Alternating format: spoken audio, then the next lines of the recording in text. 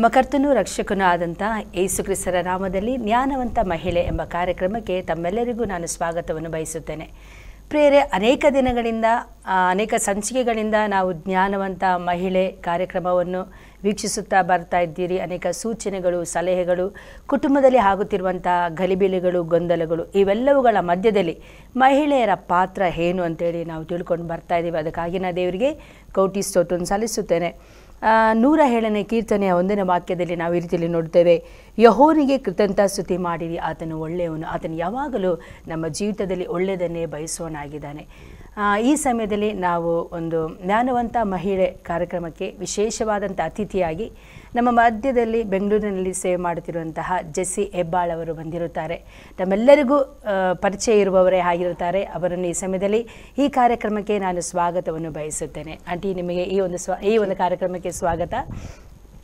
ನಾವು ಈ ದಿನಗಳಲ್ಲಿ ನೋಡ್ತೇವೆ ಆಂಟಿ, ಎಲ್ಲ ಕಡೆಗಳಲ್ಲಿ ಕುಟುಂಬದಲ್ಲಿ ಮಹಿಳೆಯರ ಪಾತ್ರ ಅಂದರೆ ಮಹಿಳೆಯರಿಗೆ ಒಂದು ಹಂತ ಇದೆ. ಅಂದರೆ ಅವರು ಮಕ್ಕಳಾಗಿರ್ತಾರೆ, ಅದಾದಮೇಲೆ ಅವರು ಸ್ವಲ್ಪ ಯೌವನಸ್ಥರಾಗ್ತಾರೆ, ಮತ್ತು ಅವರು ಸಹೋದರಿಯರಾಗ್ತಾರೆ, ಹೆಂಡತಿಯರಾಗ್ತಾರೆ, ಮತ್ತು ಅತ್ತೆ ಆಗ್ತಾರೆ. ಅಂದರೆ ಅದೊಂದು ವಿವಿಧ ಪಾತ್ರಗಳಿದೆ. ಈ ವಿವಿಧ ಪಾತ್ರಗಳಲ್ಲಿ ಈ ಒಂದು ಸ್ತ್ರೀಯರು ಯಾವ ರೀತಿಯಲ್ಲಿ ಮನೆಯಲ್ಲಿ ಇರಬೇಕು, ಅವರಲ್ಲಿ ಈ ಒಂದು ವಿಭಿನ್ನ ಪಾತ್ರಗಳಲ್ಲಿ ಅವರು ಯಾವ ರೀತಿಯಲ್ಲಿ ಒಂದು ಭಯವನ್ನು ಅವರು ಎದುರಿಸ್ತಾ ಇರ್ತಾರೆ. ಆ ಒಂದು ಭಯ ಬಂದಾಗ ಅವ್ರು ಏನು ಮಾಡಬೇಕು, ಯಾವ ರೀತಿ ಇರಬೇಕು ಅಂತೇಳಿ ನೀವು ಈ ದಿನಗಳಲ್ಲಿ ಎಲ್ಲರಿಗೆ ಹೇಳ್ಬೋದಾ? ಸರಿ, ನೀವು ಉತ್ತಮವಾದ ಪ್ರಶ್ನೆಯನ್ನ ಕೇಳಿದ್ದೀರಾ. ಮಹಿಳೆಯರು, ಸ್ತ್ರೀಯರು ಅಂತ ಹೇಳುವಾಗ ವಿವಿಧ ಪಾತ್ರಗಳಿವೆ. ನೀವು ಹೇಳ್ದ ಹಾಗೆ ಒಂದು ಮಗಳಿಂದ ಪ್ರಾರಂಭ ಆಗ್ತದೆ. ಆದ್ರೆ ಮಗಳು ಅನ್ನೋಕ್ಕಿಂತ ಮುಂಚೆ ನಾನು ಹೇಳೋದು, ಗರ್ಭದಲ್ಲಿರುವಾಗಿನಿಂದಲೇ ಸವಾಲುಗಳು ಪ್ರಾರಂಭ ಆಗ್ತದೆ. ಹೌದಾ?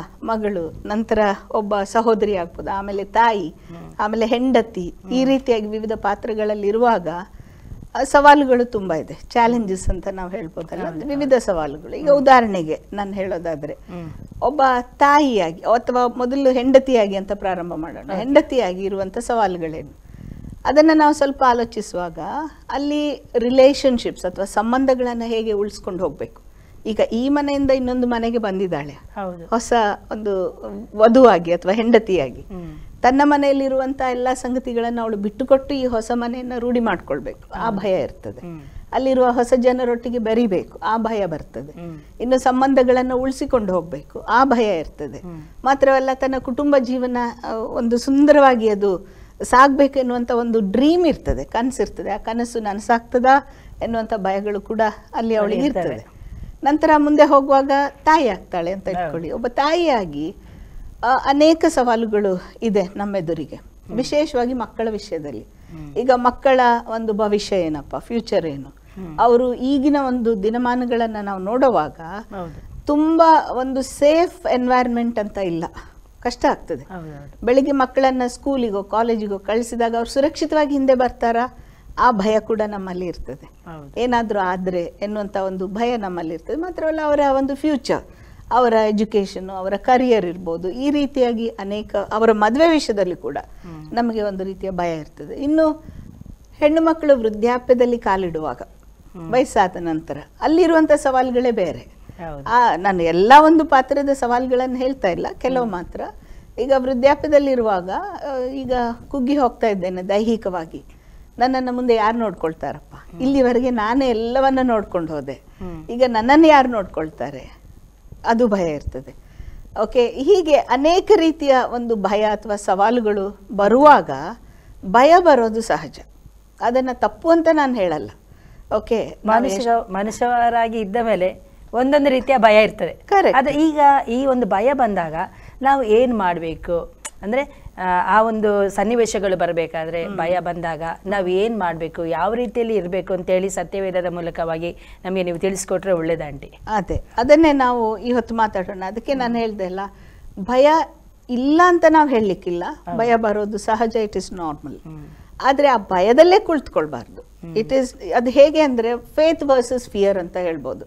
ನಂಬಿಕೆ ಮತ್ತೆ ಭಯ ಒಂದು ಕಡೆ, ಆಯ್ತಾ? ಈಗ ಭಯವನ್ನ ಬಿಟ್ಟು ನಾವು ನಂಬಿಕೆಗೆ ಬರಲೇಬೇಕು. ಆದ್ರಿಂದ ಒಬ್ಬ ಜ್ಞಾನವಂತ ಮಹಿಳೆ, ನೀವು ಆ ಸೀರೀಸ್ ಅನ್ನೇ ಮಾಡ್ತಾ ಇದ್ದೀರಾ, ದೇವಭಕ್ತ ಮಹಿಳೆ ಅಂತ ಕೂಡ ನಾನು ಹೇಳ್ಬೋದು. ಈಗ ಅವಳೇನ್ ಮಾಡ್ತಾಳಂದ್ರೆ, ದೇವರಲ್ಲಿ ಭರವಸೆ ಇಡ್ತಾಳೆ, ಇದೇ ಭಯಕ್ಕೆ ಮದ್ದು ಅಷ್ಟೇ. ಆದ್ರೆ ಹೇಳೋದು ಸಹಜ, ಸರಳ ಕೂಡ, ಆಯ್ತಾ. ಆದ್ರೆ ಆ ಒಂದು ತೂಫಾನ್ನಲ್ಲಿರುವಾಗ ಅದನ್ನ ಹೇಗೆ ನಾವು ಅಳವಡಿಸ್ಬೇಕು ಅನ್ನೋದನ್ನ ಇವತ್ತು ನಾನು ಕೆಲವು ಉದಾಹರಣೆ ದೇವರ ವಾಕ್ಯದ ಮೂಲಕ ಅನೇಕ ಸ್ತ್ರೀಯರ ಉದಾಹರಣೆಗಳನ್ನ ನಿಮ್ಮ ಎದುರಿನಲ್ಲಿ ಇಡ್ಲಿಕ್ಕೆ ನನಗೆ ಇಷ್ಟ ಬರ್ತದೆ. ಓಕೆ, ಒಂದು 3-4 ಮಾತ್ರ. ತುಂಬಾ ಜನ ಸ್ತ್ರೀಯರಿದ್ದಾರೆ ಸತ್ಯವೇದದಲ್ಲಿ, ಆದ್ರೆ ಒಂದು 3-4 ಸ್ತ್ರೀಯರನ್ನ ನೋಡಿಕೊಂಡ್ಬಿಟ್ಟು ಅವರ ಮೂಲಕ ನಾವೇನನ್ನ ಕಲಿಬಹುದು ಅದನ್ನ ನಾವು ನೋಡ್ಕೊಳ್ಳೋಣ, ಸರಿನಾ? ಅವರಿಗೂ ಕೂಡ ಜೀವನದಲ್ಲಿ ಸವಾಲಿತ್ತು. ಈಗ ಮೊದಲನೇ ಉದಾಹರಣೆ, ನನ್ನ ಒಂದು ನೆನಪಿಗೆ ಬರುವಂತ ಮೊದಲನೇ ಉದಾಹರಣೆ ಯಾರಂದ್ರೆ ಮೋಶೆಯ ತಾಯಿ. ಅವಳ ಹೆಸರು ಹೆಚ್ಚು ಕೇಳಿ ಬರಲ್ಲ, ಜನರಿಗೆ ಅದು ನೆನಪು ಕೂಡ ಇರಲ್ಲ. ಅವಳ ಹೆಸರು ಯಾಕೋಬೇದ್ದೆ ಅಂತ, ಆಯ್ತಾ. ಅವಳಿಗಿರುವಂತ ಸವಾಲೇನಪ್ಪ, ಅವಳಿಗೆ ಮೊದಲೇ 2 ಮಕ್ಕಳಿದ್ರು, 3ನೇದೊಂದು ಗರ್ಭವತಿ ಆದ್ಲು. ಆ ಸಮಯದಲ್ಲಿ ಅಲ್ಲಿದ್ದಂತ ಫರೋಹ ಅರಸ ಒಂದು ಆಜ್ಞೆಯನ್ನ ಹೊರಡಿಸಿದ್ದಾನೆ. ಯಾವ ಆಜ್ಞೆ?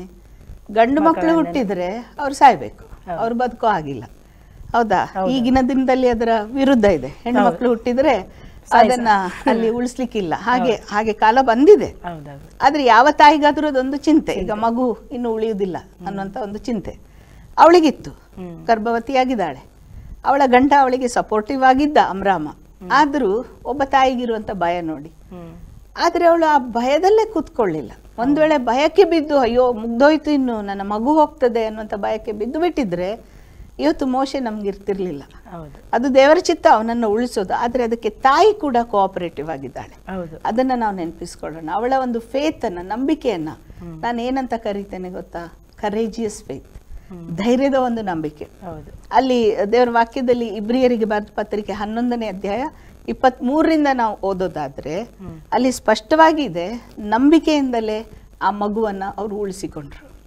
ನಂಬಿಕೆ ಯಾರಲ್ಲಿ? ನಂಬಿಕೆ ದೇವರಲ್ಲಿ. ಈಗ ಈ ಗರ್ಭಫಲವನ್ನ ಕೊಟ್ಟಾತನು ಆತನೇ, ಅಂದ್ಮೇಲೆ ದೇವರೇ ಈ ಮಗುವನ್ನ ಕಾಯ್ತಾನೆ. Simple trust. ಅದಕ್ಕೆ ಅವಳೇನ್ ಮಾಡ್ತಾಳೆ, ಆ ಮಗು ಹುಟ್ಟಿತು, ಸ್ವಲ್ಪ ಸಮಯ ಮಾತ್ರ ಅದರ ಸ್ವರ ಕೇಳಿಸ್ಲಿಕ್ಕಿಲ್ಲ ಹೊರಗೆ. ಇನ್ನು ಸ್ವರ ದೊಡ್ಡದಾಗುವಾಗ ಅಲ್ಲಿ ಇದ್ದಾರೆ ಫರೋಹನ ಸೈನಿಕರೆಲ್ಲ, ತಕೊಂಡೋಗ್ತಾರೆ. ಆಗ ಅವಳೇನ್ ಮಾಡ್ತಾಳೆ, ಒಂದು ಬುಟ್ಟಿಯನ್ನ ತಕೊಂಡು, ನೋಡಿ ಅಲ್ಲಿ ತುಂಬಾ ಚೆನ್ನಾಗಿದೆ, ಬುಟ್ಟಿಯನ್ನ ತಕೊಂಡು ಅದಕ್ಕೆ ರಾಳವನ್ನ ಹಚ್ಚಿ ಆ ಮಗುವನ್ನ ಅದರಲ್ಲಿ ಇಟ್ಬಿಟ್ಟು ತನ್ನ ದೊಡ್ಡ ಮಗಳಿಗೆ ಕೊಡ್ತಾಳೆ, ಮಿರಿಯಮಳಿಗೆ. ಇದನ್ನ ತಕೊಂಡೋಗಿ ನೈಲ್ ನದಿಯ ಜಂಬು ಹುಲ್ನಲ್ಲಿ ಇಡು ಅಂತ.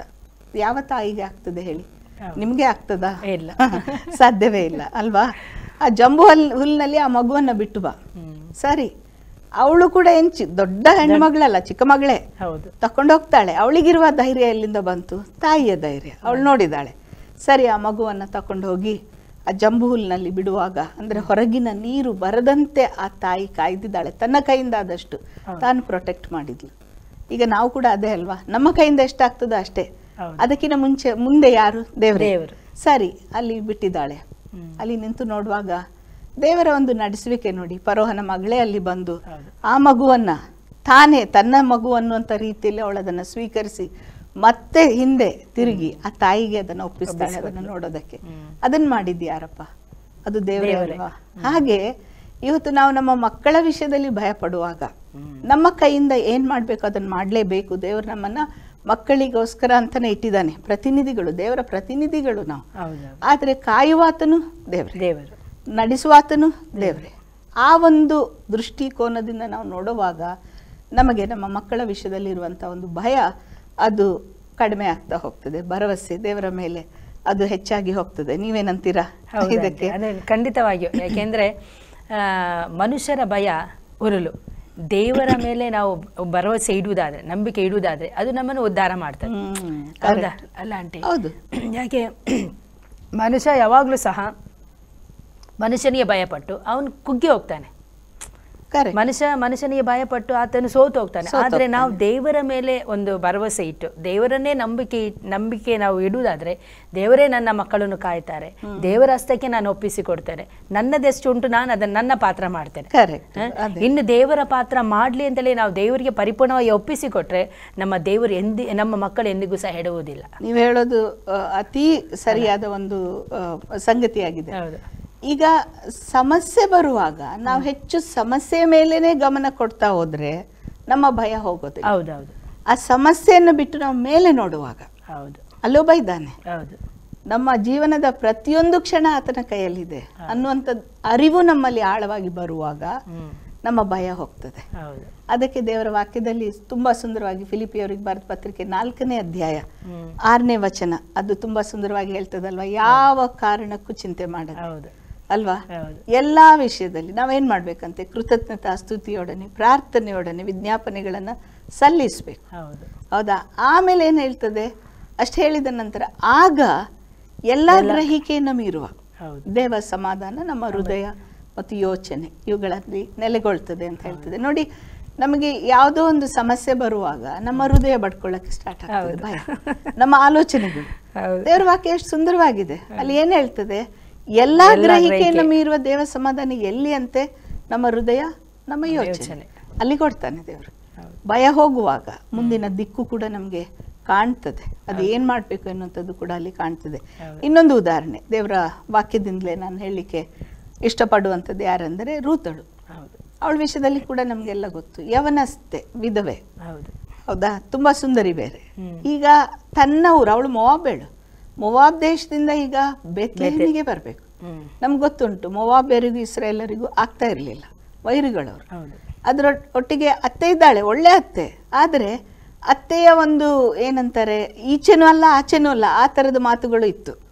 ನಾನು ಹೋಗ್ತೇನೆ, ನೀನ್ ಬರ್ಬೇಡ, ಆ ರೀತಿಯಾಗಿ ಅವಳು ಹೇಳ್ತಾ ಇದ್ದಾಳೆ. ಆಯ್ತಾ. ಇಂಥ ಒಂದು ಸಂದರ್ಭದಲ್ಲಿ ಈ ಯವನಸ್ಥ ಹೆಣ್ಣು ಮಗಳು ಅವಳು ತಕೊಂಡಂತ ನಿರ್ಧಾರ ನೋಡಿ, ಅವಳಿಗೆ ಎಷ್ಟು ಭಯ ಬರ್ಬೇಕು. ಈಗ ಮೊವಾಬ್ ದೇಶಕ್ಕೆ ಹಿಂದೆ ಹೋಗ್ಬೇಕು ಮನ್ಸಿಲ್ಲ, ಇಲ್ಲಿ ಮುಂದೆ ಹೋಗ್ಬೇಕಂದ್ರೆ ಇವರೆಲ್ಲ ವೈರಿಗಳು, ಇವಳನ್ನ ಸ್ವೀಕರಿಸ್ತಾರ, ಅವೆಲ್ಲ ಭಯ ಇದೆ. ಹೊಸ ಸ್ಥಳದಲ್ಲಿ ಹೊಸದಾಗಿ ಪ್ರಾರಂಭ ಮಾಡ್ಬೇಕು, ಅತ್ತೆಯ ಸಪೋರ್ಟ್ ಅಂತೂ ಈಗ ಸದ್ಯಕ್ಕಂತೂ ಕಾಣ್ತಾ ಇಲ್ಲ. ಇವೆಲ್ಲ ಇರುವಾಗ ಯವನಸ್ತೆ ಅವಳು. ಈಗ ನಾನು ಅದೇ ಆಗ್ಲೇ ಹೇಳಿದೆ ಅಲ್ಲ, ಯವನಸ್ಥ ಹೆಣ್ಣು ಮಕ್ಕಳು ತಮ್ಮ ಹೊಸ ಒಂದು ಮನೆಗೆ ಹೋಗುವಾಗ ಇರುವಂತ ಭಯ ಅಲ್ವಾ. ಆ ಜನರು ಹೇಗೆ, ಅವ್ರು ನನ್ನನ್ನು ಸ್ವೀಕರಿಸ್ತಾರ, ಇವೆಲ್ಲ ಭಯ ಇರ್ತದೆ. ಆಗ ರೂತಳು ಒಂದು ಮಾತು ಹೇಳ್ತಾಳೆ, ನಿಮ್ಗೆ ನೆನಪಾಗ್ತದ ಅವಳು ಹೇಳುವಂತ ಮಾತು. ಅತ್ತೆಗೆ ಹೇಳ್ತಾಳೆ, ನೀನ್ ಎಲ್ಲಿ ಹೋಗ್ತೀಯೋ, ನಾನು ಅಲ್ಲಿ ಬರ್ತೇನೆ, ಅದೆಲ್ಲ ಹೇಳ್ಬಿಟ್ಟು ಕೊನೆಯಲ್ಲಿ ಅವಳು ಹೇಳೋ ಮಾತು ಏನಪ್ಪ, ನಿನ್ನ ದೇವರು ನನ್ನ ದೇವರು. ಅಷ್ಟೇ ಅಲ್ಲ, ಆಗ ಅವಳು ಮುಂದೆ ಹೇಳ್ತಾಳೆ, ನಿನ್ನ ಜನರು ನನ್ನ ಜನರು. ನೋಡಿ, ಆ ಧೈರ್ಯ ಹೇಗೆ ಬಂತು. ಈಗ ನಾವು ಹೊಸ ಕುಟುಂಬ ಹೇಗೆ ಅಡ್ಜಸ್ಟ್ಮೆಂಟ್ ಎಲ್ಲ ಭಯ ಪಡ್ತೇವೆ, ನಮ್ಮ ದೇವರು ನಮ್ಮ ಜೊತೆಗಿರುವಾಗ ಆ ಜನರು ಕೂಡ ನನ್ನನ್ನು ಸ್ವೀಕರಿಸ್ತಾರೆ. ಆ ಒಂದು ಭರವಸೆ ಬರ್ತದೆ, ಭಯ ಅನ್ನುವಂಥದ್ದಲ್ಲಿ ಬರೋದಿಲ್ಲ. ಇದು ರೂತಳ ಒಂದು ಉದಾಹರಣೆ. ಇನ್ನೊಬ್ಳು ನನ್ನ ನೆನಪಿಗೆ ಬರುವಂತ ಸತ್ಯವೇದ ತುಂಬಾ ಸುಂದರವಾಗಿದೆ, ಅನೇಕ ಸ್ತ್ರೀಯರ ವಿಷಯದಲ್ಲಿ ಅಲ್ಲಿದೆ. ಅಬಿಗೇಲಳು. ಓಕೆ, ಅಬಿಗೇಲಳು ಅನ್ನುವಾಗ ಅವಳು ಮದುವೆ ಆದದ್ದು ನಾಬಾಲ, ನಮ್ಗೆ ಗೊತ್ತುಂಟು ಅಲ್ವಾ. ಅವನ ಹೆಸರಿಗೆ ತಕ್ಕ ಹಾಗೆ ಅವನು ಮೂರ್ಖ, ಅದು ದೇವ್ರ ವಾಕ್ಯದಲ್ಲೇ ಬರೆಯಲ್ಪಟ್ಟಿದೆ. ಇವಳಾದ್ರೆ ಬುದ್ಧಿವಂತಳಂತೆ. ಗಂಡನ ಮೂರ್ಖತನದಿಂದ ಮನೆಗೊಂದು ಅಪಾಯ ಬಂತು. ನಮ್ಗೆ ಗೊತ್ತು ಏನಾಯ್ತು ಅಂತ ಅಲ್ವಾ. ಅಲ್ಲಿ ದಾವಿದ ಅವನು ತನ್ನ ಸೈನಿಕರಿಗೆ ಊಟ ಬೇಕು ಅಂತ ಕೇಳುವಾಗ ಇವನು ತುಂಬಾ ಒರಟಾಗಿ ಉತ್ತರ ಕೊಡ್ತಾನೆ. ಆಗ ದಾವಿದನಿಗೆ ಕೋಪ ಬಂತು. ಇನ್ನು ಇವನ ಮನೆಯವರನ್ನ ನಾನು ಉಳಿಸ್ಲೇಬಾರ್ದು ಎನ್ನುವಂತ ಒಂದು ನಿರ್ಧಾರಕ್ಕೆ ಬಂದ್ಬಿಟ್ಟು ಅವನು ಬರ್ತಾ ಇದ್ದಾನೆ. ಆ ಸುದ್ದಿ ಗೊತ್ತಾದಾಗ ಅಬಿಗೇಲಳು ಏನ್ ಮಾಡ್ತಾಳೆ. ಈಗ ನೋಡಿ, ಅನೇಕ ಕುಟುಂಬಗಳಲ್ಲಿ ಈ ರೀತಿಯಾದ ಸವಾಲುಗಳು ಕೂಡ ಇದೆ. ಹೆಣ್ಣು ಮಕ್ಕಳು ತಮ್ಮದೇನು ತಪ್ಪಿರಲ್ಲ ಅಲ್ಲಿ, ಆದರೆ ಕುಟುಂಬದ ಯಾವುದೋ ಒಂದು ಸದಸ್ಯರಿಂದ ಅಲ್ಲಿ ಸವಾಲು ಬಂದಾಗ್ತದೆ. ವಿಶೇಷವಾಗಿ ಗಂಡನಿಂದ ಬರ್ಬೋದು, ಹೌದಲ್ವಾ. ಗಂಡನ ವ್ಯವಹಾರಗಳಿಂದ ಬರ್ಬೋದು, ಇಲ್ಲ ಮಕ್ಕಳ ವ್ಯವಹಾರಗಳಿಂದ ಬರ್ಬೋದು. ಯಾರ್ದೋ ಅಪಾಯ ಬರುವಾಗ ನಾವೇನ್ ಮಾಡ್ತೀವಿ, ಹೆಣ್ಮಕ್ಳು ಭಯ. ಆಮೇಲೆ ಇನ್ನೊಂದೇನ್ ಮಾಡ್ತೀವಿ, ನೀನೇ ತಂದಿದೀಯಾ ಅಂತ ಇನ್ನೊಬ್ಬರನ್ನ ದೂಷಣೆ ಮಾಡುದು, ಕೋಪದ ಮಾತುಗಳು ಇವೆಲ್ಲ ಬರೋದು ಸಹಜ. ನಾನು ಇದರಲ್ಲಿ ಇರ್ಲಿಲ್ಲ, ನೀನ್ ಮಾಡಿದೀಯಾ ನೋಡು, ಅದಕ್ಕೆ ಈಗ ಆಗ್ತಾ ಇದೆ. ಇವೆಲ್ಲ ನಮ್ಮ ಒಂದು ಪ್ರತಿಕ್ರಿಯೆ ಆಗ್ತದೆ. ಅದಕ್ಕೆ ಹೇಳ್ತಾರಲ್ಲ, ನಮ್ಮ ಪ್ರತಿಕ್ರಿಯೆ ನಮ್ಮ ಹೃದಯದಲ್ಲಿ ಏನ್ ನಡೀತದೋ ಅದನ್ನ ತೋರಿಸ್ತದೆ. ನಮ್ಮ ಪ್ರತಿಕ್ರಿಯೆ ಈ ರೀತಿಯಾಗಿರುವಾಗ ಅಲ್ಲಿ ಭಯ ಇದೆ. ಆ ಭಯದಿಂದಲೇ ನಾವು ಈ ರೀತಿಯಾಗಿ ಮಾತಾಡ್ತಾ ಇದ್ವಿ. ಹಾಗಾದ್ರೆ ಇಲ್ಲಿ ಅಬಿಗೇಲಳ ಒಂದು ಕತೆಗೆ ಹಿಂದೆ ಬರೋಣ. ಅವಳೇನ್ ಮಾಡ್ತಾಳಪ್ಪ, ಅಪಾಯ ಬಂತು ಅಂತ ಹೇಳ್ಬಿಟ್ಟು ತನ್ನ ಬ್ಯಾಗನ್ನೆಲ್ಲ ಪ್ಯಾಕ್ ಮಾಡಿಬಿಟ್ಟು ತನ್ನ ತವ್ರ ಮನೆಗೆ ಹೋಗ್ಲಿಲ್ಲ ಅವಳು. ಬದಲಾಗಿ ಅವಳು ಮಾಡಿದ್ದು ನೋಡಿ, ದೇವರು ಕೊಟ್ಟಂತ ಜ್ಞಾನ. ನಾವು ದೇವರ ಮೇಲೆ ಭರವಸೆ ಇಡೋದನ್ನ ಅಷ್ಟೇ ಹೇಳ್ತಾ ಇಲ್ಲ, ದೇವರ ಮೇಲೆ ಭರವಸೆ ಇಡುವಾಗ ಆತನು ಕೊಟ್ಟಂತ ಜ್ಞಾನ, ಆತನು ಕೊಟ್ಟಂತ ಆತ್ಮನು ಬಲ, ಶಿಕ್ಷಣ, ಪ್ರೀತಿ ಆತ್ಮನಾಗಿದ್ದಾನೆ. ಆತನ ಮೇಲೆ ನಾವು ಆತ್ಕೊಳ್ಬೇಕು. ಈಗ ಇವಳು ಮಾಡಿದ್ದದೆ, ಅಲ್ಲಿರುವಂಥ ದೇವರ ಜ್ಞಾನದ ಮೇಲೆ ಆತ್ಕೊಂಡ್ಳು, ಕೊಟ್ಟಂಥ ಜ್ಞಾನ. ಏನು ಮಾಡ್ತಾಳೆ, ಮೊದಲು ಅವಳು ಎಲ್ಲ ಕೇಳಿಸ್ಕೊಂಡ ತಕ್ಷಣ ಅವಳಿಗೆ ಗೊತ್ತಾಯ್ತು, ಇಲ್ಲಿ ದಾವಿದ ಮತ್ತು ಅವನ ಸೈನಿಕರಿಗೆ ಹಸಿವಾಗಿದೆ, ಅವ್ರಿಗೆ ಊಟ ಬೇಕು. ಅದಕ್ಕೆ ಅವಳು ಏನು ಮಾಡ್ತಾಳೆ, ಮೊದಲು ಊಟ ಕಳಿಸಿ ಕೊಡ್ತಾಳೆ. ನಮ್ಗೆ ಗೊತ್ತು ಅದು ಕತೆ ಅಲ್ವಾ, ಒಂದು ಸಮವೆಲ್ಲ 25ನೇ ಅಧ್ಯಾಯದಲ್ಲಿದೆ. ಅಲ್ಲಿ ಕಳಿಸಿ ಕೊಡ್ತಾಳೆ. ಕಳಿಸಿ ಕೊಡುವಾಗ ಊಟ ಫಸ್ಟ್ ಹೋಗ್ತಾ ಇದೆ ಮುಂದೆ, ಆಮೇಲೆ ತಾನು ಹೋಗ್ತಾಳೆ. ಈಗ ಹಸಿದವನಿಗೆ ಊಟ ನೋಡಿದಾಗ ಕೋಪ ಹಾಗೆ ಆಯ್ತು ನೋಡಿ. ಅನೇಕ ವೇಳೆ ಮಹಿಳೆಯರು ನಾವು ನಮ್ಮ ಬುದ್ಧಿವಂತಿಕೆಯನ್ನು ಉಪಯೋಗಿಸೋದಿಲ್ಲ, ಹೆದರಿ ಕೈ ಕಾಲು ಚಲ್ಲಿ ಬಿಡ್ತೇವೆ. ದೇವರು ಕೊಟ್ಟಿರುವಂತ ಜ್ಞಾನವನ್ನ, ಸಮಯೋಚಿತ ಜ್ಞಾನವನ್ನ ಸಮಯಕ್ಕೆ ತಕ್ಕ ಹಾಗೆ ನಾವು ಉಪಯೋಗಿಸಬೇಕು. ಇಲ್ಲಿ ಅವಳು ಉಪಯೋಗಿಸಿದಾಳೆ. ಆಗ ದಾವಿದನ ಕೋಪ ಸ್ವಲ್ಪ ಕಮ್ಮಿ ಆಗಿತ್ತು ಕತೆ ಮುಂದುವರಿಸಿದ್ರೆ. ಆಮೇಲೆ ಅಲ್ಲಿ ಹೋಗ್ಬಿಟ್ಟು ಅವಳು ಮಾಡಿದ್ದು ಇನ್ನೊಂದೇನು ಗೊತ್ತಾ, ತುಂಬಾ ಸುಂದರವಾಗಿ ಕತ್ತೆಯಿಂದ ಇಳಿದ್ಬಿಟ್ಟು ಅವನ ಪಾದಗಳಿಗೆ ಅಡ್ಡ ಬೀಳ್ತಾಳೆ. ಬಿದ್ದು ಅವಳು ಏನ್ ಹೇಳ್ತಾಳೆ, ತಪ್ಪು ನನ್ನದು. ಅವಳ್ದಿತ್ತ ತಪ್ಪು? ಅವಳ್ದಿರ್ಲೇ ಇಲ್ಲ, ಅವಳ ಗಂಡನ ತಪ್ಪು. ಆದ್ರೆ ಯಾರಿಗೆ ಹೇಳ್ತಾ ಇದ್ದಾಳೆ, ದಾವಿದ ತಪ್ಪು ನಂದು. ಏನ್ ತಪ್ಪು, ನಾನು ನಿನ್ನ ನೋಡ್ಲೇ ಇಲ್ಲ. ನೋಡಿ, ಅನೇಕ ವೇಳೆ ನಾವು ನಮ್ಮ ಅಹಂನಲ್ಲಿ ಹೆಣ್ಮಕ್ಳು ಬಿಟ್ಕೊಡಕ್ ಇಷ್ಟಪಡಲ್ಲ. ಆದ್ರೆ ಒಂದು ಸೀಕ್ರೆಟ್ ನಾನು ಹೇಳ್ತೇನೆ, 1 step down will make you bigger. ಒಂದು ಹೆಜ್ಜೆ ನಾವು ಹಿಂದೆ ಇಡುವಾಗ, ಕೆಳಗಿಡುವಾಗ ನಮ್ಮನ್ನ ಚಿಕ್ಕವರನ್ನಾಗಿ ಮಾಡಲ್ಲ, ಅದು ಬದಲಾಗಿ ನಮ್ಮನ್ನ ದೊಡ್ಡವರನ್ನಾಗಿ ಮಾಡ್ತದೆ. ಅವಳ ಆ ರೀತಿಯಾಗಿ ಹೇಳುವಾಗ ಮೊದಲೇ ಸ್ವಲ್ಪ ಕೋಪದಲ್ಲಿದ್ದವನೀಗ ಸ್ವಲ್ಪ ಕಡಿಮೆ ಆಗಿದ್ದಾನೆ, ಶಾಂತನಾಗಿದ್ದಾನೆ. ಈಗ ಇವಳ ಈ ಒಂದು ವ್ಯವಹಾರವನ್ನ ನೋಡುವಾಗ ಅವನಿಗೆ ಇನ್ನೂ ಒಂದು ರೀತಿಯ ಏನಾಗ್ತದೆ, ಓ ಇವಳೇನೋ ಹೇಳ್ತಾ ಇದ್ದಾಳೆ, ಕೇಳಿಸ್ಕೊಳ್ಬೇಕು ನಾನು ಅಲ್ವಾ. ಆ ರೀತಿಯಾಗಿ ಅವನ ಮನಸ್ಸು ಕೂಡ ಚೇಂಜ್ ಆಗ್ತದೆ. ನಂತರ ನಾವು ನೋಡ್ತೇವೆ, ಅವಳು ಹೇಳ್ತಾಳೆ, ನೋಡು ಅವನ್ ಮೂರ್ಖ, ಅವನ ಜೊತೆ ಇದ್ದು ಅವಳಿಗೆ ಗೊತ್ತಾಗಿದೆ ಅವನ್ ಮೂರ್ಖ ಅಂತ. ಕೆಲವೊಮ್ಮೆ ನಾವೇನ್ ಮಾಡ್ತೀವಿ ಹೆಣ್ಮಕ್ಳು, ಇವನು ಯಾಕಪ್ಪ ಹೀಗೆ ಅಂತ ಪ್ರತಿ ಬಾರಿನೂ ಅಂತ ಹೋಗ್ತೀವಿ. ಅವನು ಹಾಗೆ ಎನ್ನುವಂತ ಒಂದು ಅರಿವು ನಮ್ಮಲ್ಲಿದ್ರೆ ಆಯ್ತು, ಇವನು ಹೀಗೆ ಅಲ್ಲ, ಹಾಗಾದ್ರೆ ನಾನೇನ್ ಮಾಡ್ಬೇಕು ಎನ್ನುವಂತ ಆಲೋಚನೆ ಬರ್ತದೆ. ಹೌದಲ್ವಾ? ಸರಿ, ಪ್ರತಿ ಬಾರಿ ಇವನು ಯಾಕಪ್ಪ ಹೀಗೆ ಅಂತ ಅನ್ನೋ ಬದಲು ಇವನು ಹೀಗೆ, ಹಾಗಾದ್ರೆ ನಾನೇನ್ ಮಾಡ್ಬೇಕು? ಈಗ ಅದನ್ನೇ ಹೇಳಿದ್ಲು ಅವಳು, ಅವ್ನು ಮೂರ್ಖ, ಅವನ ಹೆಸರಿಗೆ ತಕ್ಕ ಹಾಗೆ ಮೂರ್ಖ, ಅವನ ವಿಷಯದಲ್ಲಿ ನೀನೇ ಯಾಕಪ್ಪ ಅಷ್ಟು ಇದಾಗ್ತೀಯ, ನೀನ್ ಯಾರು ಅದನ್ನ ಆಲೋಚನೆ ಮಾಡು ಅಂತ ದಾವೀದನಿಗೆ ಹೇಳ್ಬಿಟ್ಟು, ನೀನು ದೇವರಿಂದ ಆಯ್ಕೆ ಆದವನು. ದೇವರ ವಿಷಯದಲ್ಲಿ ಅವಳು ಮಾತಾಡ್ತಾ ಹೋಗೋದು ಏನ್ ತೋರಿಸ್ತದೆ ಗೊತ್ತಾ, ಅಲ್ಲಿ ಆ ವಾಕ್ಯ ಭಾಗದಲ್ಲಿ ನಾವು ನೋಡುವಾಗ 7-8 ಬಾರಿ ಅವಳು ದೇವರ ವಿಷಯದಲ್ಲಿ ಮಾತಾಡ್ತಾಳೆ. ಅದೇನ್ ತೋರಿಸ್ತದೆ ಅಂದ್ರೆ, ತನ್ನ ಭಯ, ತನ್ನ ಸವಾಲುಗಳಲ್ಲಿ ಅವಳು ದೇವರ ಮೇಲೆ ಭರವಸೆ ಹಾಕ್ತಾಳೆ. ಇವತ್ತು ನಾವು ಅದನ್ನ ಮಾಡ್ಬೇಕು. ಆಗ ಅವಳ ಮಾತು ಮುಗಿಯೋಷ್ಟರಲ್ಲಿ ದಾವಿದನ ಕೋಪ ಹೋಯ್ತು ಅಲ್ವಾ, ಮನೆಗೆ ಬಂದ ಆಪತ್ತು ಕೂಡ ಹೋಯ್ತು. ಇವತ್ತು ಅನೇಕ ಸ್ತ್ರೀಯರು ನಾವು ಅವಳ ಒಂದು ಜೀವನದಿಂದ ತುಂಬಾ ಕಲಿಬೇಕು ಅಲ್ವಾ. ಹೀಗೆ ಹೇಳ್ತಾ ಹೋಗೋದಾದ್ರೆ ಸತ್ಯವೇದದಿಂದ ತುಂಬಾ ತುಂಬಾ ಇದ್ದಾರೆ. ಇನ್ನೊಂದು ಹೇಳ್ಬೋದಾ? ಹೇಳಿ. ಓಕೆ, ಇನ್ನೊಬ್ಳು ನನ್ನ ನೆನಪಿಗೆ ಬರುವಂತದ್ದು ಯಾರಂದ್ರೆ ಮರಿಯಳು. ಹೊಸ ಒಡಂಬಡಿಕೆಗೆ ಬರೋಣ. ಅಲ್ಲಿ ನೋಡಿ, ಒಬ್ಬ ಯವನಸ್ತೆ ಅವಳು, ಹೌದಾ, ಇನ್ನೇನು ಮದ್ವೆ ಆಗ್ಲಿಕ್ಕೆ ನಿಶ್ಚಿತಾರ್ಥ ಆಗಿದೆ. ಯಾರ ಜೊತೆ? ಯೋಸೆಫನ್ ಜೊತೆ. ಯವನಸ್ತೆ ಡ್ರೀಮ್ ಕಾಣ್ತಾ ಇರ್ಬೋದು, ನನ್ನ ಕುಟುಂಬ ಹೀಗೆ ಹಾಗೆ ಇರ್ಬೇಕು ಅಂತ. ಕೂಡಲೇ ಅಲ್ಲಿ ಒಬ್ಬ ದೇವದೂತ ಬರ್ತಾನೆ.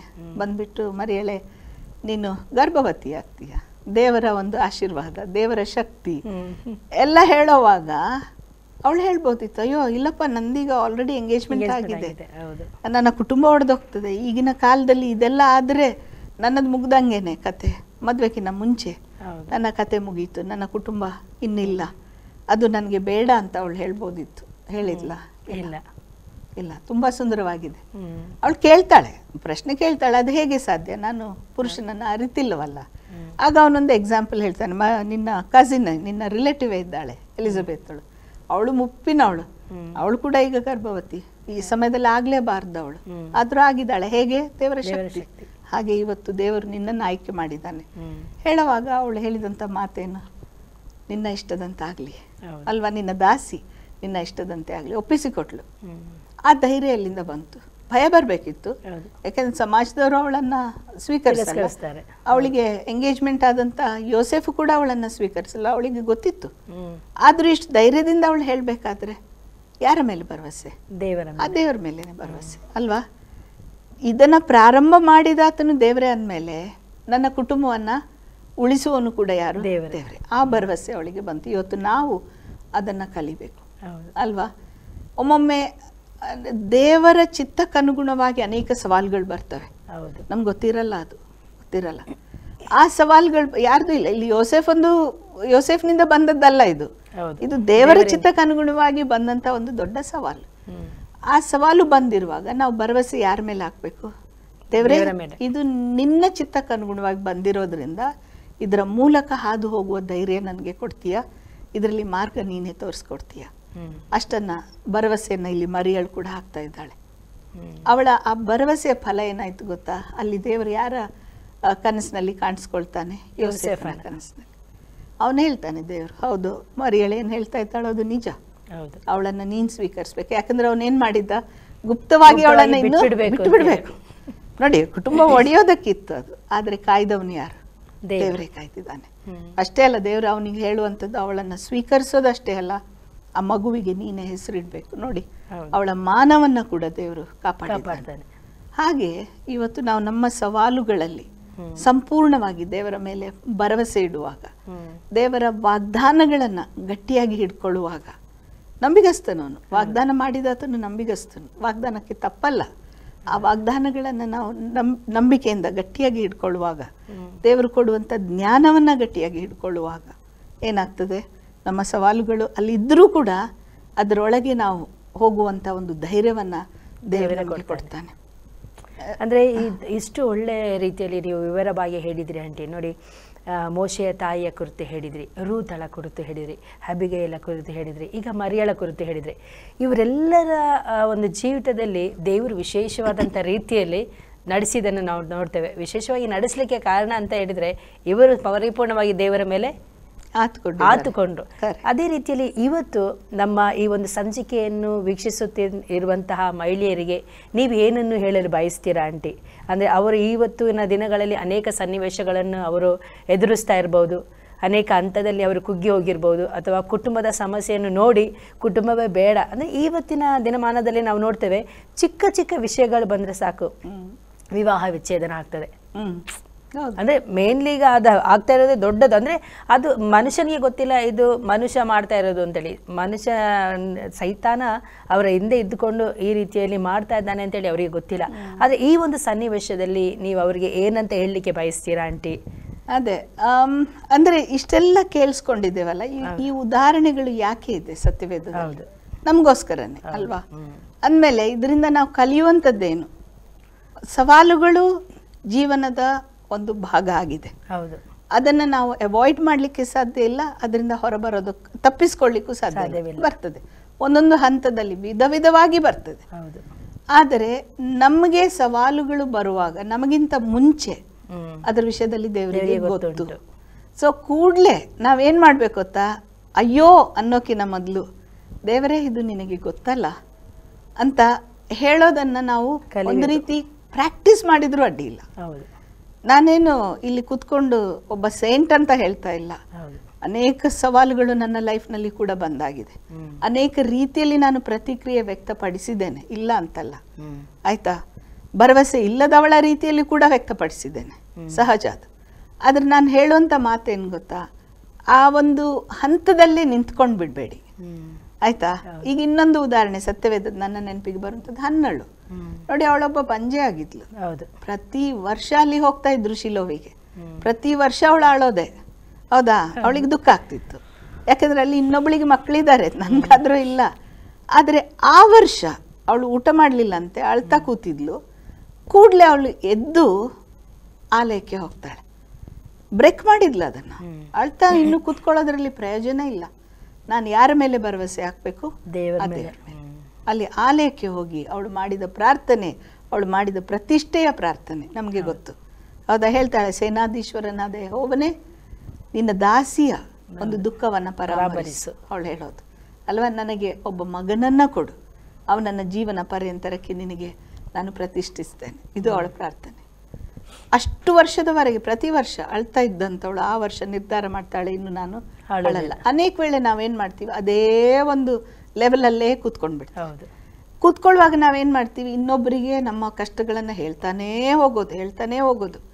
ಒಂದಿನ ಕೇಳಿಸ್ಕೊಳ್ತಾರೆ, 2 ದಿನ ಕೇಳಿಸ್ಕೊಳ್ತಾರೆ, ಮತ್ತೆ ಮತ್ತೆ ಅದೇ ನಾವು ಮಾತಾಡುವಾಗ ಅವರು ಕೂಡ ನಮ್ಮ ಜೊತೆ ನಿಲ್ಲೋದಕ್ಕೆ ಸಾಧ್ಯ ಇಲ್ಲ. ಯಾಕಂದ್ರೆ ಅನೇಕ ಸಲಹೆಗಳನ್ನ ಅವ್ರು ಕೊಡ್ತಿರ್ತಾರೆ, ಜನರು ಕೂಡ ಉತ್ತಮವಾದದ್ದು, ಅದನ್ನು ಕೇಳಿಸ್ಕೊಳ್ಳೋಕ್ಕೂ ಇಷ್ಟ ಇಲ್ಲ ನಮಗೆ. ಅದರ ಬದಲು ಉತ್ತಮವಾದ ಪರಿಹಾರ ಕೊಡುವ ದೇವರ ಮೇಲೆ ನಾವು ಭರವಸೆ ಹಾಕೋಣ. ಇದು ನಾನು ಇಲ್ಲಿರುವಂತ ಮಹಿಳೆಯರಿಗೆ ಹೇಳುವಂತ ಒಂದು ಮಾತು. ಗೊತ್ತು, ಕೆಲವೊಮ್ಮೆ ಇದು ಹೋಪ್ಲೆಸ್, ಇದಕ್ಕೆ ಅಂತ್ಯವೇ ಇಲ್ಲ, ಇದರಲ್ಲಿ ಏನು ಕಾಣ್ತಾ ಇಲ್ಲ ನಾನು ಅಂತ ಅನಿಸ್ತದೆ. ಆದ್ರೆ ಒಂದು ನೆನ್ಪಿಟ್ಕೊಳ್ಳೋಣ, ಬಿಗ್ ಪಿಕ್ಚರ್ ಏನಿದೆ ಅಲ್ಲ, ಅದು ದೇವರಿಗೆ ಗೊತ್ತು, ನಮಗೆ ಗೊತ್ತೇ ಇಲ್ಲ. Big picture we really don't know. ಯಾಕಂದ್ರೆ ಇಲ್ಲಿಂದ ನಾವು ನೋಡ್ತಾ ಇದ್ದೀವಿ, ದೇವರು ಅಲ್ಲಿಂದ ನೋಡ್ತಾ ಇದ್ದಾನೆ. ಇದರಲ್ಲಿ ಯಾಕೆ ಕರ್ಕೊಂಡು ಹೋಗ್ತಾ ಇದ್ದೇನೆ, ಯಾಕೆ ಒಮ್ಮೊಮ್ಮೆ ನಮ್ಮ ತಪ್ಪು ಆಯ್ಕೆಗಳಿಂದ ಸವಾಲುಗಳು ಬರ್ತವೆ. ಆಗ ಮಾಡುವಂಥದ್ದು ನಾವು ಒಂದೇ ಒಂದು, ಅದನ್ನು ಕೂಡ ನಾನು ಹೇಳಲಿಕ್ಕೆ ಇಷ್ಟಪಡ್ತೀನಿ. ನಮ್ಮ ತಪ್ಪು ಆಯ್ಕೆಗಳಿಂದಾಗಿ ನಾವು ಅನೇಕ ಪ್ರಾಬ್ಲಮ್ಸ್ನಲ್ಲಿ ಹೋಗ್ಲಿಕ್ಕೆ ಸಾಧ್ಯ. ಆಗ ನಾವು ಮಾಡಬೇಕಾದದ್ದೇನೆಂದರೆ ಅದೇ ದೇವರ ಬಳಿಗೆ ಹೋಗಿ ಕ್ಷಮಾಪಣೆ ಕೇಳಬೇಕು. ದೇವರೇ, ಇದು ನನ್ನ ತಪ್ಪು, ನನ್ನಿಂದಾಗಿ ಆದದ್ದು, ಇದನ್ನು ನಿನ್ನ ಹತ್ರ ಬಂದು ನಾನು ಕ್ಷಮಾಪಣೆ ಕೇಳ್ತೇನೆ, ನಿನ್ನ ಹಸ್ತಕ್ಕೆ ಅದನ್ನು ಒಪ್ಪಿಸಿಕೊಡ್ತೇನೆ, ಸರಿಪಡಿಸು. ಮಾಡ್ತಾನೆ ಇಲ್ವಾ? ಸರಿಪಡಿಸ್ತಾನೆ. ಕೆಲವೊಂದು ಸಂಗತಿಗಳು ನಮಗೆ ಗೊತ್ತಿಲ್ಲ, ಭರವಸೆ ಇಡೋಣ, ಅವನೇ ನಮ್ಮನ್ನು ನಡೆಸಲಿಕ್ಕೆ ಸಾಧ್ಯ. ಒಂದು ಉದಾಹರಣೆ, ನನ್ನ ಒಂದು ಜೀವನದ ಒಂದು ಉದಾಹರಣೆ, ಒಂದೇ ಒಂದು, ಅನೇಕ ಇದೆ, ಆದರೆ ಈ ಸಮಯದಲ್ಲಿ ನನ್ನ ನೆನಪಿಗೆ ಬರುವಂಥದ್ದು ಅದು. ನಮಗಿಬ್ಬರು ಮಕ್ಕಳು, ಎರಡನೇವನು ಮಗ. ಅವನು ಇಂಜಿನಿಯರಿಂಗ್ ಮುಗಿಸಿದ ನಂತರ ಕೆಲಸ ಮಾಡ್ತಾಯಿದ್ದ. ಆಮೇಲೆ ಒಂದು ಹೈಯರ್ ಸ್ಟಡೀಸಿಗೆ ಅವನು ಹೋಗಲಿಕ್ಕೆ ಇಷ್ಟಪಟ್ಟು ಜರ್ಮನಿಗೆ ಅಪ್ಲೈ ಮಾಡಿದ. ಅವನಿಗೆ ಸ್ಕಾಲರ್ಶಿಪ್ ಕೂಡ ಸಿಕ್ತು. ಅಲ್ಲಿಗೆ ಹೋದ ಓದಲಿಕ್ಕೆ. ಅಲ್ಲಿ ಹೊಸ ಭಾಷೆ ಕಲಿಬೇಕು, ಹೊಸ ಸ್ಥಳ, ಚಾಲೆಂಜಸ್ ಇದೆ. ಆದರೆ ದೇವರ ಮಗನು ಅವನಿಗೆ ಯಾವಾಗಲೂ ನಾವು ಹೇಳ್ತಿದ್ವಿ, ದೇವರ ಮೇಲೆ ಆತ್ಕೋ, ಅಲ್ಲಿ ನಾವಂತೂ ಇರಲ್ಲ, ಅಪ್ಪ ಅಮ್ಮ ಇರಲ್ಲ, ದೇವರೇ ನಿನ್ನ ಜೊತೆ ಇರುವಂಥದ್ದು. ಅವ್ನು ನಡೀತಾನೆ. ಇಷ್ಟೇ ನಾವು ಯಾವಾಗಲೂ ಅವನಿಗೆ ಎನ್ಕರೇಜ್ ಮಾಡಿ ಹೇಳುವಂಥದ್ದು. ಅವನ ಸ್ಟಡೀಸ್ನಲ್ಲಿ ಅವನು ಎಂಡ್ ಆಫ್ ದ ಸ್ಟಡೀಸ್ ಅವನೊಂದು ಥೀಸಿಸ್ ಮಾಡಬೇಕು. ಆ ಥೀಸಿಸ್ ಮಾಡುವಾಗ ಅವನಿಗೆ ಅವನ ಗೈಡ್ ಒಂದು ಊರಲ್ಲಿ, ಇವನು ಇನ್ನೊಂದು ಊರಲ್ಲಿ, ಅವ್ನು ಮಾಡೋ ಪ್ರಾಜೆಕ್ಟ್ ಇನ್ನೊಂದು ಊರಲ್ಲಿ, ಕೋಆರ್ಡಿನೇಟ್ ಆಗದೇ ಇರುವಾಗ ಒಂದು ರೀತಿಯ ಭಯ ಬರೋಕ್ಕೆ ಪ್ರಾರಂಭ ಆಯಿತು. ಯಾಕೆಂದರೆ ಇದನ್ನು ಮುಗಿಸದಿದ್ದರೆ ಅವನ ಸ್ಟಡೀಸ್ ಮುಗಿಯಲ್ಲ, ಆ ಸ್ಕಾಲರ್ಶಿಪ್ ನಿಂತೋಗುತ್ತೆ ನೋಡಿ, ಎಲ್ಲ ಒಂದಕ್ಕೊಂದೇ ಅಟ್ಯಾಚ್ಡ್. ಸೊ ಆ ಭಯಕ್ಕೆ ಅವನು ಬೀಳಲಿಕ್ಕೆ ಪ್ರಾರಂಭ ಆಯಿತು. ಅದು ಸ್ವಲ್ಪ ಸಮಯ ನಮಗೆ ಹೇಳಲಿಲ್ಲ ಅವನು, ಯಾಕೆಂದರೆ ಅವನಿಗೇನು ಅನಿಸ್ತು, ಅಪ್ಪ ಅಮ್ಮ ದೂರ ಇದ್ದಾರೆ, ಪಾಪ ಅವ್ರಿಗೆ ಯಾಕೆ ಟೆನ್ಷನ್ನು ಅಂತ ಹೇಳಿ ತನ್ನ ಚರ್ಚ್ನಲ್ಲಿರುವ ಇನ್ನೊಬ್ಬ ಮೆಂಟರ್ ಜೊತೆ ಅವ್ನು ಮಾತಾಡಿ ಅವ್ರ ಜೊತೆ ಪ್ರಾರ್ಥನೆ ಮಾಡ್ತಾಯಿದ್ದ. ಅವರು ಅವನಿಗೋಸ್ಕರ ಪ್ರಾರ್ಥನೆ ಮಾಡ್ತಾಯಿದ್ರು. ಆದರೆ ನಾನು ಪುನಃ ಹೇಳೋದಾದೆ, ಆ ಭಯವನ್ನು ನಾವು ಕಂಟ್ರೋಲ್ ಮಾಡೋದಕ್ಕೆ ಬಿಟ್ಟರೆ ನಾವು ದೇವರ ಕಡೆಗೆ ದೃಷ್ಟಿ ಹಾಕೋದು ಸ್ವಲ್ಪ ಕಡಿಮೆ ಆಗ್ತದೆ. ಅವನು ಆ ಥರ ಮಾಡಿದ, ಆಯಿತಾ, ಭಯಕ್ಕೆ ಹೆಚ್ಚು ಹೆಚ್ಚು ಈಲ್ಡ್ ಆಗ್ತಾ ಹೋದ. ಪ್ಯಾನಿಕ್ ಅಟ್ಯಾಕ್ಸ್ ಅಂತ ಹೇಳ್ತಾರಲ್ಲ, ಆ ಥರ ಬರ್ತಾ ಇತ್ತು. ಕಡೆಗೆ ಅವನ ಮೆಂಟಾರ್ ಚರ್ಚಿನವರು ಅವ್ರು ಹೇಳಿದರು, ನೋಡಪ್ಪ, ನೀನು ಒಂದು ಕೆಲಸ ಮಾಡು, ನೀನು ಸ್ವಲ್ಪ ಸಮಯಕ್ಕಾದರೂ, ಒಂದು 10 ದಿನ ಆದರೂ ಚಿಂತೆ ಇಲ್ಲ, ನಿನ್ನ ಊರಿಗೆ ಹೋಗಿ ಬಾ ಅಪ್ಪ ಅಮ್ಮ ಹತ್ರ, family atmosphere may help you ಅನ್ನುವಂಥ ಒಂದು ಇದರಿಂದ ಅವನನ್ನು ಕಳಿಸಿದ್ರು. ಅವನು ಬಂದಾಗ ಹೇಳ್ತೇನೆ, ಅವನ ಪ್ಯಾನಿಕ್ ಅಟ್ಯಾಕ್ಸ್ ನಾನು ನೋಡುವಾಗ ನನಗೆ ತುಂಬ ಕುಗ್ಗಿ ಹೋಯಿತು. ತಾಯಿ, ಏನಪ್ಪ ಮಗ ಹೀಗಾದ್ನಲ್ಲ, ಭಯ ಬಂದಾಗ ಫ್ರೋಝನ್ ನಿಂತು ಬಿಡ್ತಾನೆ ಅವನು. ಯಾಕೆ ಮಗ? ಇಲ್ಲ, ನಾನು ನಿನ್ನ ಅದು ಪ್ರಾಜೆಕ್ಟ್ ಮುಗಿಸ್ಲಿಕ್ಕೆ ಆಗ್ತದ ನನಗೆ ಭಯ. ಇನ್ನು ಅವನು ಹೊರಡುವ ಸಮಯ ಬಂತು, ಪ್ರಾರ್ಥನೆ ಮಾಡ್ತಾ ಇದ್ವಿ, ವಾಕ್ಯದಿಂದ ಎನ್ಕರೇಜ್ ಮಾಡಿದೆವು, ಎಲ್ಲ ಇತ್ತು. ಒಮ್ಮೊಮ್ಮೆ ಸೈತಾನ ನಮ್ಮನ್ನು ಆ ರೀತಿಯಾದ ಕುಗ್ಗಿಸುವಿಕೆಯಲ್ಲಿ ಇಡ್ತಾನೆ. ಯಾಕೆಂದರೆ ದೇವರ ಒಂದು ಪರ್ಪಸಸ್ ಅಲ್ಲಿ ನೆರವೇರಬಾರ್ದು ಅಂತ ಸುಳ್ಳುಗಳಲ್ಲಿ ಇಟ್ಟು ಬಿಡ್ತಾನೆ. ಅವನಿಗೆ ಹಾಗೆ ಆಗ್ತಾ ಇತ್ತು. ಕಡೆಗೆ ಅವನಿನ್ನು ಹೊರಡೋ ದಿನ ಬೆಳಿಗ್ಗೆ ಎದ್ದು ಒಂದು ರೂಮ್ನಿಂದ ಹೊರಗೆ ಬರ್ತಾನೆ. ನಾನು ಕಿಚನಲ್ಲಿದ್ದೆ, ನೋಡಿದೆ, ನಿಂತಿದ್ದಾನೆ. ಏನಾಯಿತು ಮಗ? ಇಲ್ಲ ಮಮ್ಮಿ, ನನಗೆ ಮತ್ತೆ ಪ್ಯಾನಿಕ್ ಅಟ್ಯಾಕ್. ನನಗೆ ತುಂಬ ಬೇಸರ ಆಯಿತು, ತುಂಬ ದುಃಖ ಆಯಿತು. ಸತ್ಯ ಹೇಳ್ತೇನೆ, ಅದನ್ನು ಎಂದಿಗೂ ಮರೆಯೋದಿಲ್ಲ ನಾನು. ಇವತ್ತು ಹೋಗ್ತಾನೆ, ಹಿಂದೆ ಹೋಗುವಾಗ ಮತ್ತೆ ಅದೇ ಭಯದಲ್ಲಿ ಇನ್ನೂ ಒಬ್ಬನೇ ಇರಬೇಕು, ನಾನಲ್ಲಿರಲ್ಲ, ಏನು ಮಾಡಬೇಕು ಗೊತ್ತಿಲ್ಲ ಅಂತ ನನಗೆ ಒಂದು ರೀತಿಯ ತುಂಬ ದುಃಖ ಬಂದು ನನ್ನ ರೂಮಿಗೆ ಹೋಗಿ ನಾನು ಬಾಗಿಲು ಹಾಕಿ ಅಳ್ತಾ ಇದ್ದೇನೆ. ಆದರೆ ಕೂಡಲೇ ಹೇಳ್ತೀನಿ, ನಾನು ಅಳ್ಬಾರ್ದು, ನನ್ನ ದೇವರು ನನ್ನ ಜೊತೆ ಇದ್ದಾನೆ, ಅವನ ಸ್ವರ ಕೇಳಿಸ್ಕೊಳ್ತೇನೆ, ಸೈತಾನನ ಸುಳ್ಳು ನನಗೆ ಬೇಡ ಅಂತ ಹೇಳಿಬಿಟ್ಟು ನಾನು, ದೇವರೇ ಏನು ಕೊಡ್ತೀಯ ವಾಕ್ಯ, ಏನಿದೆ ಇದರಲ್ಲಿ ತೋರಿಸು. ಕೂಡಲೇ ನಿಮ್ಗೆ ಹೇಳ್ತೇನೆ, ದೇವ್ರ ವಾಕ್ಯ ನಮ್ಮ ಹೃದಯದಲ್ಲಿರುವಂಥದ್ದನ್ನು ದೇವ್ರ ನೆನಪಿಗೆ ತರ್ತಾನೆ. ಆ ಮೊಮೆಂಟ್ನಲ್ಲಿ ದೇವರು ನನ್ನ ನೆನಪಿಗೆ ತಂದದ್ದು ಯಾವುದು ಗೊತ್ತಾ? ನಿಮಗೆ ಸಹಾಯಕನನ್ನು ಕೊಡ್ತೇನೆ, ದೇವರ ಆತ್ಮನು. ಹೌದಾ? ಇಹಲೋಕದ ತಂದೆ ತಾಯಿಗಳಾದರೂ ಉತ್ತಮವಾದ ಉಡುಗೊರೆಗಳನ್ನು ನೀವು ನಿಮ್ಮ ಮಕ್ಕಳಿಗೆ ಕೊಡ್ತೀರಾ, ಆದರೆ ನಾನು ಪರಲೋಕದ ತಂದೆ ನಿಮಗೆ ಪವಿತ್ರಾತ್ಮನನ್ನು ಕೊಡ್ತೇನೆ ನಾನು. ಆ ವಾಕ್ಯ ಇದೆ, ಅದನ್ನು ದೇವರು ನೆನಪಿಸ್ಕೊಟ್ಟ. ಕೂಡಲೇ ಹೇಳ್ತೇನೆ, ಒಂದು ರೀತಿಯ ಫ್ರೀಡಮ್ ನನಗೆ ಸಿಕ್ಕಿತ್ತು ಆ ಭಯದಿಂದ. ನನಗೂ ಭಯ ಬಂದಿತ್ತು, ಆ ಭಯದಿಂದ ಫ್ರೀಡಮ್. ಯಾಕೆ ಫ್ರೀಡಮ್? ಹೌದು, ಅಪ್ಪ ಅಮ್ಮ ಆಗಿ, ಲೋಕದ ಅಪ್ಪ ಅಮ್ಮ ಆಗಿ ನಾವು ಒಳ್ಳೆಯದನ್ನು ಅವನಿಗೆ ಬಯಸ್ತಾ ಇದ್ದೇವೆ. ಆದರೆ ಪರಲೋಕದ ತಂದೆ ಅವನಿಗೆ ಯಾರನ್ನು ಕೊಟ್ಟಿದ್ದಾನೆ? ದೇವರ ಆತ್ಮನನ್ನೇ, ಪವಿತ್ರಾತ್ಮನನ್ನೇ, ಕಾನ್ಸ್ಟೆಂಟ್ ಕಂಪ್ಯಾನಿಯನ್, ಸದಾ ಕಾಲಕ್ಕೂ ಇರುವಂಥ ಒಬ್ಬ ಸಹಾಯಕ ಅವನಿಗಿದ್ದಾನೆ. ಇನ್ನು ನಾನೇ ಯಾಕೆ ಭಯ ಪಡಬೇಕು? ಅಷ್ಟರಲ್ಲಿ ಅವನ ಒಳಗೆ ಬಂದ. ಕೂಡಲೇ ಅವನಿಗೆ ಹೇಳಿದೆ, ನೋಡ್ ಮಗ, ನಾನು ಈಗಷ್ಟೇ ಫ್ಯೂ ಮಿನಿಟ್ಸಲ್ಲಿ ದೇವರು ಕೊಟ್ಟಿರೋ ವಾಕ್ಯ ಇದು, ನಿನಗೆ ಅದನ್ನೇ ಹೇಳ್ತೇನೆ, you go, but God's holy spirit will be with you. ನಿಮ್ಗೆ ಹೇಳ್ತೇನೆ, ಅವನು ಕೂಡ ಪ್ರಾರ್ಥನೆ ಮಾಡಿದ, ಹೋದ. ಇದು ಸತ್ಯ ಘಟನೆ ಹೇಳ್ತೀನಿ. ಅವತ್ತು ನೈಟ್ ಹೋಗಿದ್ದಾನೆ, ಅವತ್ತೇ ಲಾಸ್ಟ್ ಅವನ ಪ್ಯಾನಿಕ್ ಅಟ್ಯಾಕ್. ಅಲ್ಲಿಂದ ಮುಂದೆ ಅವನು ಅದನ್ನು ಅನುಭವಿಸಲಿಲ್ಲ. ದೇವರ ಮಹಿಮೆಗಾಗಿ ಹೇಳ್ತೇನೆ, ಯಾಕಂದ್ರೆ ದೇವರ ಉದ್ದೇಶ ಅವನ ಜೀವನಕ್ಕೆ ಅಲ್ಲಿ ಇನ್ನೂ ಅದ್ಭುತವಾದ ಉದ್ದೇಶ ಇತ್ತು. ಸೈತಾನ ಅದನ್ನು ಅನೇಕ ವೇಳೆ ಕಟ್ ಮಾಡೋದಕ್ಕೆ ನಮ್ಮ ಜೀವನದಲ್ಲಿ ಸುಳ್ಳುಗಳನ್ನು ಹಾಕ್ತಾನೆ. ಆ ಸುಳ್ಳುಗಳನ್ನು ನಾವು ನಂಬದೇ ಇರೋಣ ಸಹೋದರಿಯರೇ. ಇದು ನನ್ನ ಇನ್ನೊಂದು ನುಡಿ ಅಂತ, ಹಿತ ನುಡಿ ಅಂತ ಹೇಳಲಿಕ್ಕೆ ಇಷ್ಟಪಡ್ತೀನಿ. ಪ್ರಿಯರೇ, ನಿಜವಾಗಿಯೂ ಸಹ ಉತ್ತಮವಾದಂಥ ಒಂದು ಸತ್ಯವೇದದ ಮೂಲಕವಾಗಿ ಆಧಾರಿತವಾಗಿ ಅವರು ಬಹಳ ಸುಂದರವಾಗಿ ಜೆಸ್ಸಿ ಆಂಟಿ ನಮ್ಮ ಜೊತೆಯಲ್ಲಿ ಹಂಚಿಕೊಂಡಿದ್ದಾರೆ. ನಮ್ಮ ಜೀವಿತದಲ್ಲಿ ವಿಭಿನ್ನವಾದಂಥ ಹಂತಗಳಲ್ಲಿ ನಾವು ಹಾದು ಹೋಗಬೇಕಾದ್ರೆ ನಾವು ಕುಗ್ಗಿ ಹೋಗೋದು ಬೇಡ, ನಾವು ನಿರಾಶ್ರಿತರಾಗುವುದು ಬೇಡ, ನಾವು ಸೋತು ಹೋಗುವಂಥದ್ದು ಬೇಡ. ನಿನಗೆ ಇವತ್ತು ಭಯ ಹಿಡಿದಿರುವುದಾದರೆ ಅದೆಲ್ಲವನ್ನು ತೆಗೆದುಹಾಕಿ ಕರ್ತನ ಪಾದದಲ್ಲಿ ಹೋಗಿ ಕುತ್ಕೊಂಡು ಪ್ರಾರ್ಥನೆ ಮಾಡುವುದಾದರೆ ನನ್ನ ದೇವರು ಎಲ್ಲ ರೀತಿಯಾದಂಥ ಭಯದಿಂದ ಪರಿಪೂರ್ಣವಾಗಿ ಬಿಡುಗಡೆ ಕೊಟ್ಟು ಧೈರ್ಯದ ಆತ್ಮವನ್ನು ಕೊಡುತ್ತಾನೆ. ಯಾಕೆಂತ ಹೇಳಿದರೆ ಧೈರ್ಯವಿಲ್ಲದೆ ಈ ಲೋಕದಲ್ಲಿ ನಾವು ಜೀವಿಸಲಿಕ್ಕೆ ಸಾಧ್ಯ ಇಲ್ಲ. ಪ್ರಿಯರೇ, ನೀವು ಇವತ್ತು ಏನಾದರೂ ಕುಂದಿ ಹೋಗಿ, ಕುಗ್ಗಿ ಹೋಗಿ, ಬೇಸತ್ತು ಹೋಗಿ, ನಿರಾಶ್ರಿತರಾಗಿ ಇರುವುದಾದರೆ ನನ್ನ ದೇವರು ಹೇಳುವುದೇನೆಂದರೆ, ಭಯಪಡಬೇಡ, ನಾನೇ ನಿನ್ನ ಜೊತೆಯಲ್ಲಿದ್ದೇನೆ, ದಿಗ್ಭ್ರಮೆಗೊಳ್ಳದಿರು, ನಾನೇ ನಿನ್ನ ದೇವರು ಅಂತೇಳಿ ಈ ಒಂದು ಸುಂದರವಾದಂತಹ ವಾಕ್ಯವನ್ನು ಹಂಚಿಕೊಟ್ಟಂತಹ ಜೆಸ್ಸಿ ಆಂಟಿಯವರಿಗೂ ನಾನು ಹೃತ್ಪೂರ್ವಕವಾಗಿ, ಮನಪೂರ್ವಕವಾಗಿ ವಂದನೆಯನ್ನು ಸಲ್ಲಿಸುತ್ತೇನೆ. ಮಾತ್ರವಲ್ಲ, ಇಲ್ಲಿಯವರೆಗೂ ನಮ್ಮ ಕಾರ್ಯಕ್ರಮವನ್ನು ವೀಕ್ಷಿಸಿದಂಥ ಪ್ರತಿಯೊಬ್ಬರಿಗೂ ಸಹ ನನ್ನ ಪ್ರೀತಿಯ ವಂದನೆಯನ್ನು ನಾನು ಸಲ್ಲಿಸುತ್ತೇನೆ. ನಾನು ಇನ್ನೊಂದು ಅತಿಥಿಯೊಂದಿಗೆ ಬರಲಿಕ್ಕಿದ್ದೇನೆ. ಅಲ್ಲಿಯವರೆಗೂ ಜ್ಞಾನವಂತ ಮಹಿಳೆ ಆಸರೆ ಟಿವಿಯನ್ನು ವೀಕ್ಷಿಸ್ತಾ ಇರಿ. ಧನ್ಯವಾದಗಳು.